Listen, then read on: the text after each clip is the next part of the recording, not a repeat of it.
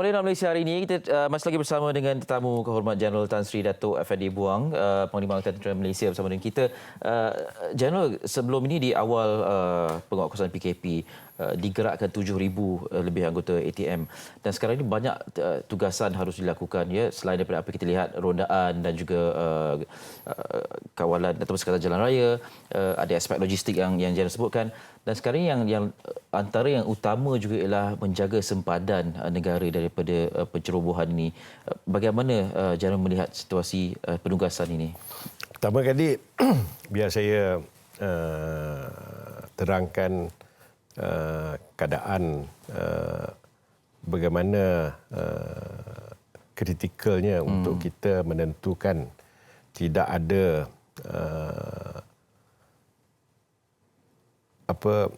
pendatang daripada luar ya, masuk ke dalam tanpa dikesan dan juga tanpa dibuat kuarantin yang sepatutnya.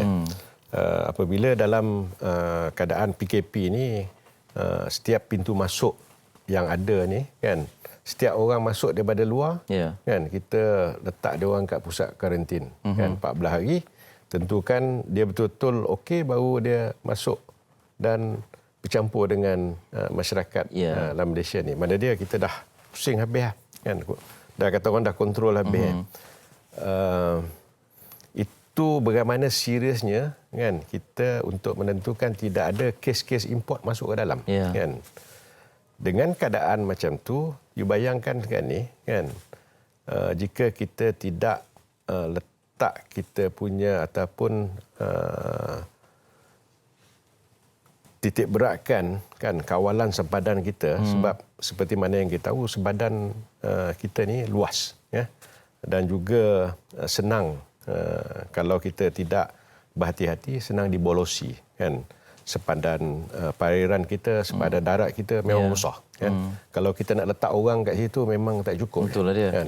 So perkara ni pada masa yang sama kita tidak boleh memberi peluang untuk dia dibolosi, sebab kalau saya bagi analogi ni kan, pintu depan ni kita double locking air seal, tetapi pintu belakang kita terbuka ataupun tak ada pintu kan. Bayangkan macam tu kan. So usaha-usaha yang kita dah buat selama lebih kurang kat 2 bulan ni kan, untuk menentukan tak ada kes daripada luar ni kan, akan sia-sia. Oleh yang demikian kan, pada masa yang sama untuk menentukan pandemik ni kan dapat dikawal secara ketatnya, maka kawasan sempadan ni kita perlukan perketatkan supaya tidak dapat dibolosi langsung kan. Oleh yang demikian, maka usaha-usaha yang telah kita lakukan sekarang ni adalah menubuhkan satu kan combine effort daripada agensi-agensi penguatkuasa lain kan. Jadi kolaborasi ini telah pun dibuat, dan buat masa ini kan semua agensi-agensi penguasa ni kita kumpulkan kita punya tenaga, usaha keupayaan kita dan aset-aset kita supaya kita dapat menjaga dia dengan secara lebih efektif. Ada beberapa hotspot area yang kita jangka akan digunakan oleh pendatang ataupun orang-orang yang sebagai tali barut untuk membawa pendatang ni menggunakan jalan-jalan ini kan. Kita akan letakkan 100% segala usaha kita ni.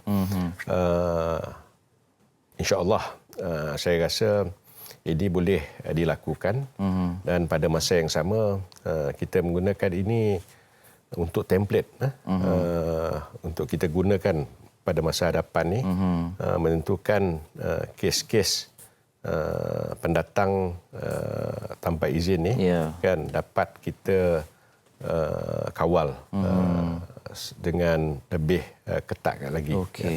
Jeneral bercakap tentang jaga pintu depan, jaga pintu belakang dan juga jaga dalam rumah itu sendiri. Jadi inilah tugasan yang bertalian arus selagi tidak ada stand down, selagi itu akan digerakkan keanggotaan ATM ni bersama dengan agensi lain.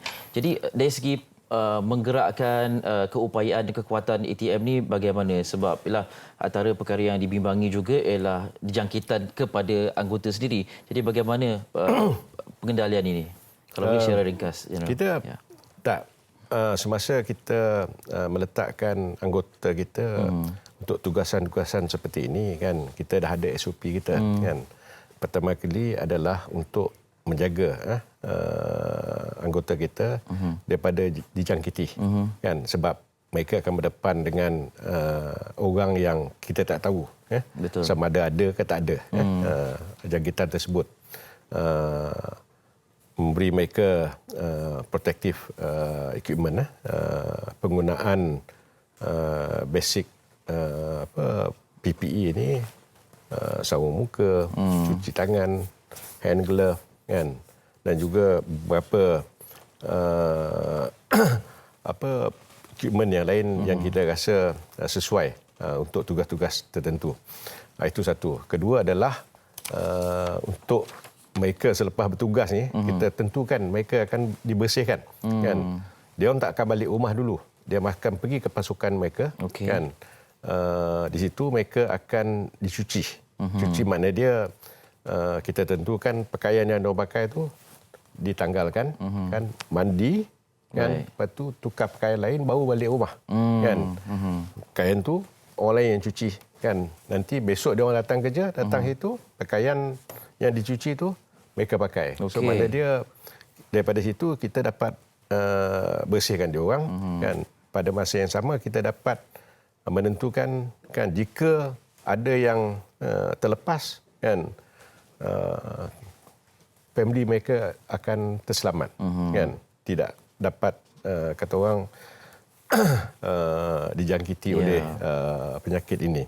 Itu yang kata orang perkara asas yang kita sentiasa tegaskan. Of course pada benda-benda lain yang kita ni sentiasa memberi nasihat kepada mereka supaya tidak terdedah dengan apa-apa cara pun kan semasa mereka bertugas ni. This is very important. Betul. Baik, sebenarnya begitu getir tugas mereka ni berpanas berhujan dan jangka masa yang panjang, dan kita tak tahu bila tugasan yang akan selesai. Apapun kita doakan yang terbaik. General, terima kasih banyak-banyak sudi bersama kami dan kita harapkan tugas dapat dijalankan dengan sempurna mewakili Angkatan Tentera Malaysia. General Tan Sri Dato' Effendi Buang, Panglima Tentera bersama dengan kita. Kita doakan yang terbaik kepada frontliners terutamanya sedang menjalankan tugas sekarang ini dan menjalankan dengan sebaik-baiknya terutamanya dalam bulan Ramadan ini. Terima kasih sekali lagi General. InsyaAllah jemput lagi dalam masa akan datang.